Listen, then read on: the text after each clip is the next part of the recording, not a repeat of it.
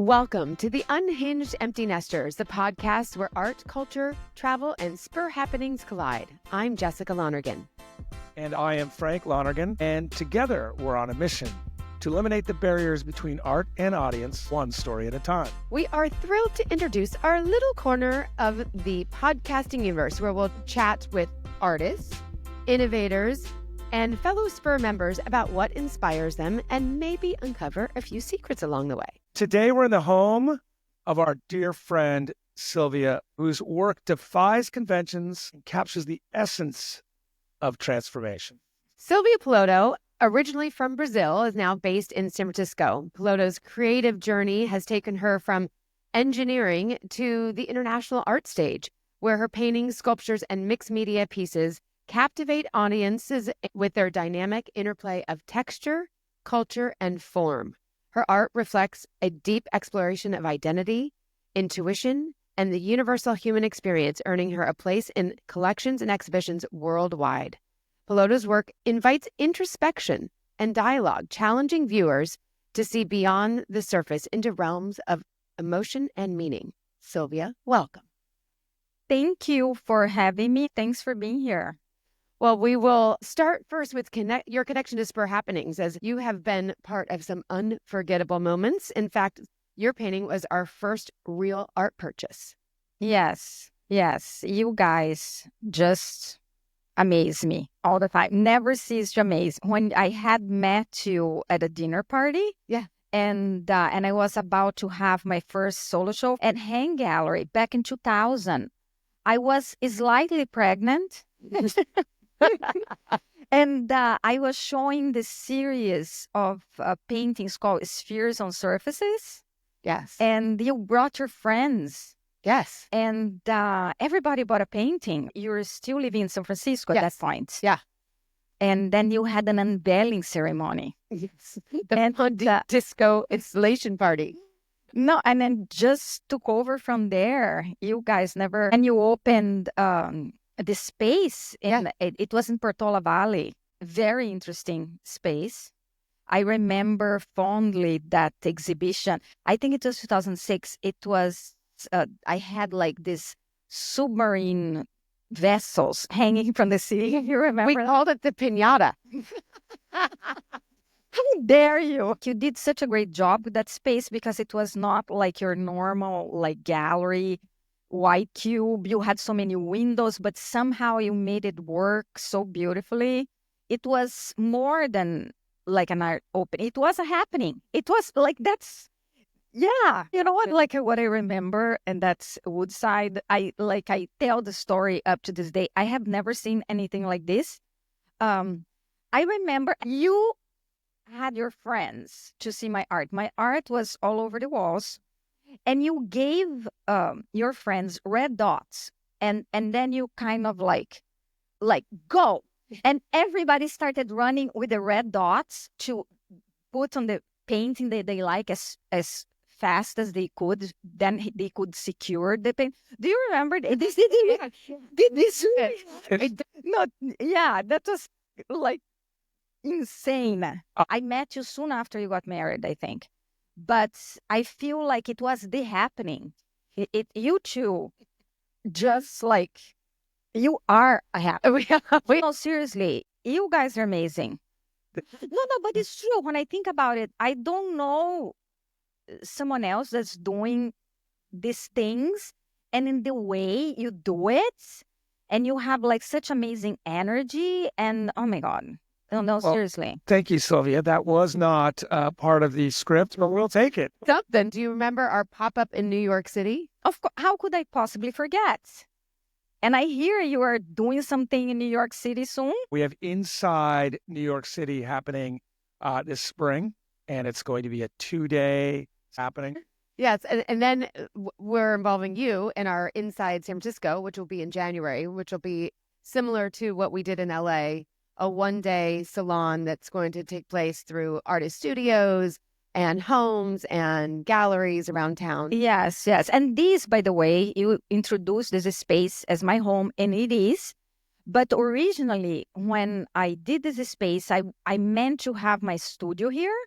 And as I was working on the space, it occurred to me that I just wanted this huge self-indulgent place for me to live and display my finished work. And I didn't really want to spare any little corner for me to create. So I took a studio down the streets at the shipyard. And so I create my mess. It's like a mess over there. And when something is ready, I bring it over here. And so when people want to see my work, this is where they come. They don't go to the studio because actually I don't have anything ready at the studio. I just have things in progress. And of course, if people really want to see, I can bring people to the studio. But Well, I was going to say during Inside SF, I think we'd like to start at the studio okay. because so much of our happenings are insider looks. What's happening, the process really is going far beyond the gallery. People love it to see. It's very interesting. The process to me is everything, right? Like, but also it's sacred for me. This thing like that I see these days, that I need to learn how to enjoy sharing the process, because seemingly if I want to be successful on Instagram, I need to be sharing every second of the page. I don't want to share. That process is for me. You put a lot of emotion and your history and your story into each piece. I really am into it. And then, let me set up this phone to film me make it. I'm like, no. And if I did that, it wouldn't even be real. It would feel inauthentic. Yes. And I really have a hard time with this oversharing. If I'm doing myself any favors by doing that, but it's just I'm being true to myself, like, but I respect the curiosity people have, and art collector, anyone really, like to see and I don't mind. One of the things I have always admired about you is your ability to engage with audience beyond just showcasing your art. What's it like, as you said, sharing that creative process? Like, because people are curious, right? So I don't mind sharing, how I create the pieces and what made me go in that direction. And it's nice in a small group or even one-to-one. I do that often because people make appointments to come see my work here. And so I do that all the time. I don't think I am the best at sharing process and stuff, but I do what I can. Do you share the process back to the originating idea when you start working on a painting or a sculpture? I mean, there are moments when there is the seed of an idea, but sometimes it goes in a very different direction than I anticipated. And I would never be able to keep doing the same thing. I could, for example, be very good at creating the same body of work for 20 years. I can't. That's not who I am. I cannot do it. So some series, I work in series, right? So some series are longer than others. Like some series I have done 6 pieces only, and some I have done 100. But they always end. Work on the Wabi Sabi for over 5 years. But I was never just doing the Wabi Sabi. Other series, shorter, happen at the same time while I was still working at the Wabi Sabi. How do you know when a series is done? Do you get a sense where you're tired of working on it, or you've told the story and the story is... When it feels like a formula. When it feels like I know as I put the thing, and then I glue this thing, and when it becomes... then it's time for me to move on. That definitely... Some other series... that's not the case. I was particularly thinking on the abstract work, especially. I was thinking of a very long series, like the Wabi Sabi. But some other series, I just feel like some of the figurative, that this is enough. I said what I wanted, at least to myself. I'm looking at some of your works here at your home in Hunters Point. The exact location where I am, it's called India Basin, this neighborhood. Hunters Point is over the hill and Bayview is down third, but people normally they're not used to India Basin. So you just say Bayview, Hunters Point, then they have an idea where it is. It's amazing how much this area has changed and how many artists are calling this home. What do you think about the San Francisco Bay Area art market in general? Well, I feel San Francisco and Bay Area is not really, I think LA and New York, right? It's much more things happening. I don't think it's as active or happening. We need you. Come back. That's one of the reasons why Inside San Francisco we're looking forward to that. Mm-hmm. Experiencing some new things and also going back to old friends. Mm-hmm. Yeah, present company included. So we look forward to that. There seems to be some interesting exhibitions and individual shows. Hopefully there'll be something new and exciting. Yeah, especially if you're around. My next question, we were talking about this when we walked in, is you obviously get a lot of inspiration beyond San Francisco. Where have you been that's really inspired your work? I was in Italy. And then before that, in January, I don't remember, but I was, no, Japan was last year.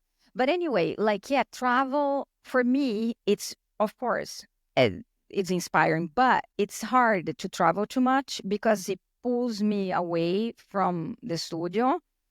I need a lot of time by myself in the studio to make things happen. And the trip between Brazil and Italy was too close. And I feel like I couldn't start something in between. And it kind of stressed me out a little bit. But as inspired as it can be, it's hard. So I need to really plan my trips and to have I need some break now after months of being busy. And then it can be very nourishing. What are you working on now? Oh, yeah, I can tell you about my new series. No, so I have been doing a lot of thinking and about the way I work because I have this unrelenting need to do something different every time. So, as you know, I started as a sculptor, welded steel, but then I work in wood and stone. I did some other things, but welded steel was my main thing. And then I did some photography at the time. So lately, is it the way I'm going to work forever, changing the series every time? And what is it that I want to do now? Then, and I'm talking about a body of work that I have not done yet. So maybe I'm talking too much because I'm like, oh my God, and if this doesn't happen.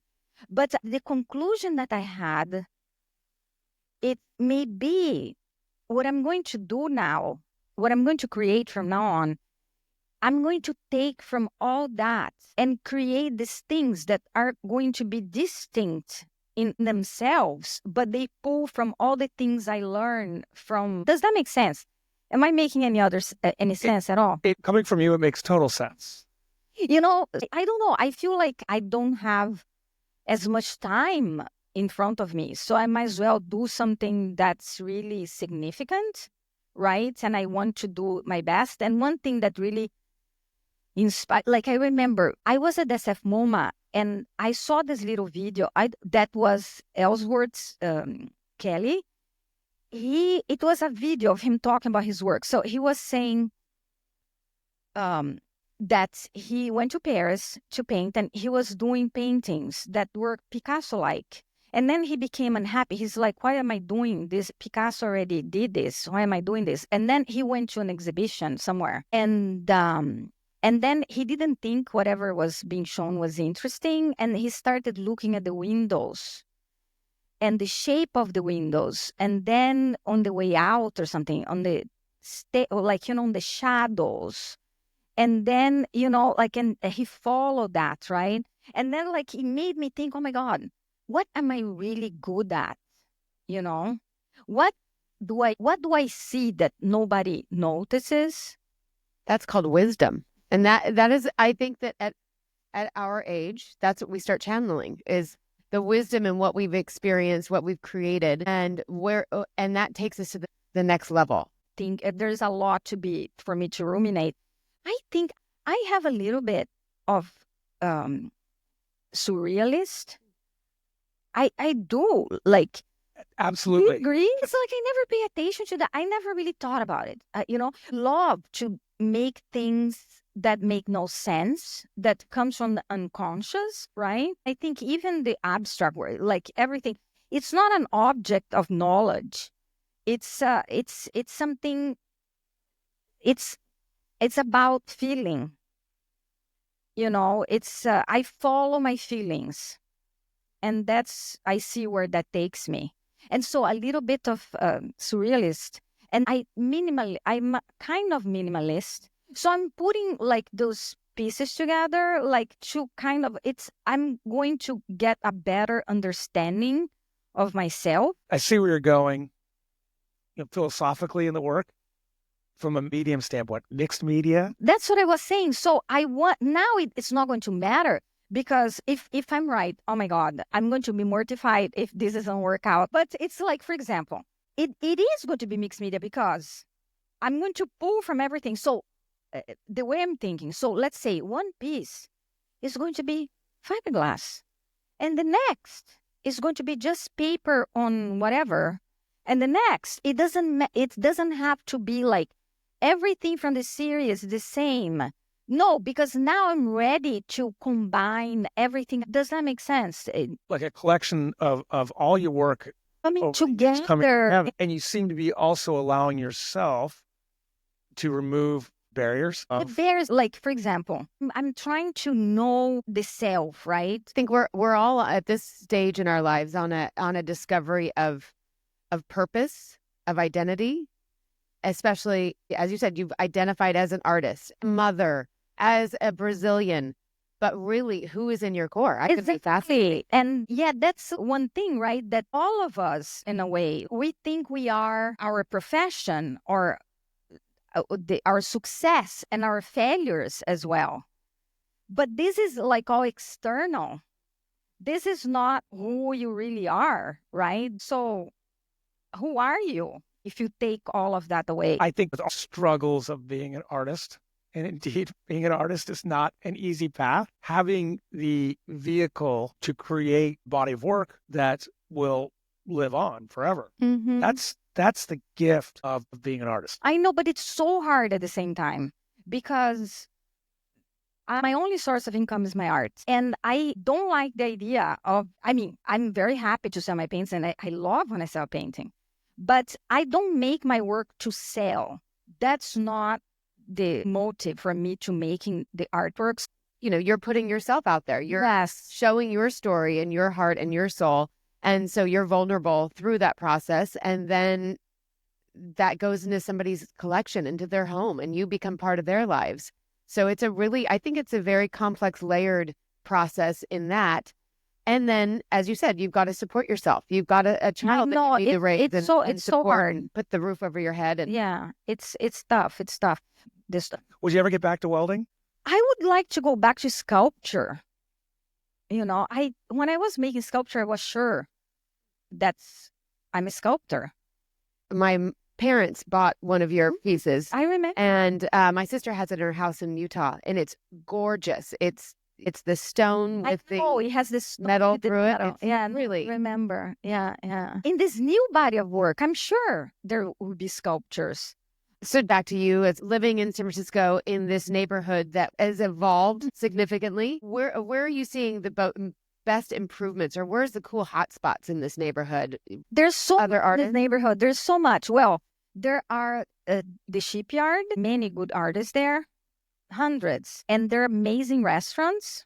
There's some Do you have a favorite? My favorites are very low key.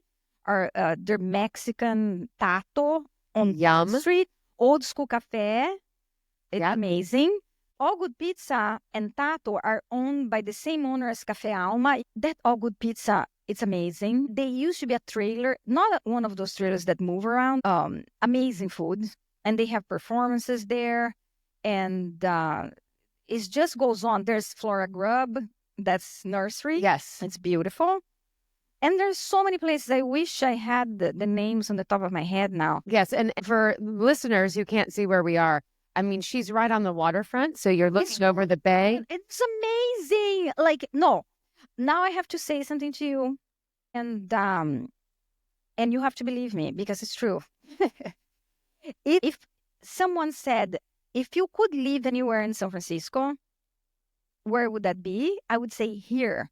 This is amazing where I am. I feel like I'm not in the city, but I am in the city. But I see my neighbor on a kayak and I go take walks and there are all these birds, like, you have no idea the many types of birds and the wild. And it's insane how amazing this place is.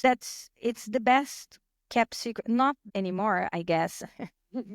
But it's a good place to be. We love hearing good news about San Francisco. Over the last few days, we've had such amazing food and seen some great art and met with some wonderful people. So what are your any holiday plans? Holiday plans? No. No plans for New Year's? No. Invite me to that party. Are you throwing a party in San Francisco? Well, maybe we are now. Stay tuned for details. Who knows? Okay. Silvia, thank you for sharing your time. Thank you. Your passion. We cannot wait to see the next body of work that is going to be a culmination of your wisdom, your skills, your techniques, and your heart. Thank you. And we'll see you next month for Inside San Francisco. Yes, I'm looking forward to it. Thank you so much. Of course. And for our listeners who are not already following Silvia, you can go to her website, poloto.com, and Instagram at Silvia Poloto. Thank you for listening.